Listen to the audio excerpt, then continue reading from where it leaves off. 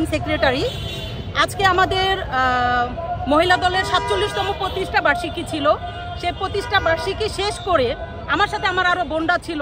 মানে আমি এতটাই এক্সাইটেড যে বৃষ্টিতে আপনারাও আছেন, আমিও আছি। আমার তো এখানে থাকার কথা না, কিন্তু তারপরও আমি আছি যে নিশ্চয়ই এত বছর পর নির্বাচন হচ্ছে। নির্বাচন যে নির্বাচনই হোক, ডাকসু নির্বাচন হোক বা যে নির্বাচনই হোক, আমরা আশা রাখছি ভিতরে সুষ্ঠু এবং সুন্দর নির্বাচন হচ্ছে এবং সেই সুষ্ঠু সুন্দর নির্বাচনের মাধ্যমে আমাদের বাংলাদেশ জাতীয়তাবাদী ছাত্র দলের পুরা প্যানেল জয়ী হবে এবং সেই আশা আমি এইখানে শাহবাগের মুচরে অপেক্ষা করছি যে রেজাল্টটা পাবো। আর এই ফুলের দোকান থেকে বস্তা ভর্তি ফুল নিয়ে তাদের শুভকামনা জানানোর জন্য চলে যাব। এই জন্যই এখানে অধীর আগ্রহে অপেক্ষা করছি। আমার মনে হচ্ছে আপনারা সাংবাদিকরাও সেই জন্যই অপেক্ষা করছেন। ধন্যবাদ সবাই।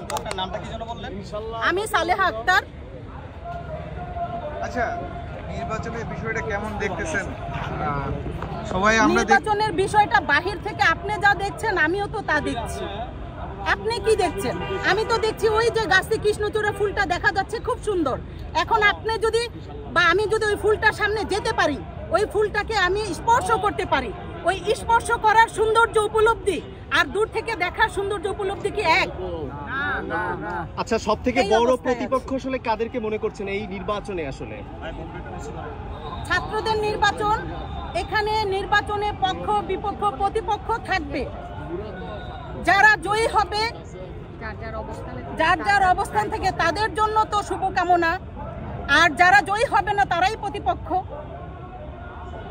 প্রধান প্রতিপক্ষ বলে আসলে মনে করছেন আপনাদের দলীয় ভাবে, যেহেতু আপনি একজন নেত্রী পর্যায়ে রয়েছেন, এই জায়গা থেকে আসলে আপনারা কাদেরকে প্রতিপক্ষ হিসেবে চিন্তা করছেন বা সেভাবে? আসলে শুনেন, আমি আপনাকে ক্লিয়ারলি উত্তরটা দিয়েছি, কিন্তু আপনি আমার কোয়েশ্চেনটা মানে আমার আনসারটাকে আপনি পেঁচায় আবার কোয়েশ্চেন করছেন।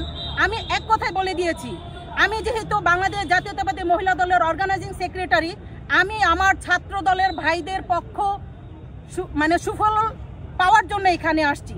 আর যারা বাংলাদেশ জাতীয়তাবাদী ছাত্র দলের মানে হয়ে নির্বাচন করছে তারাই তো প্রতিপক্ষ।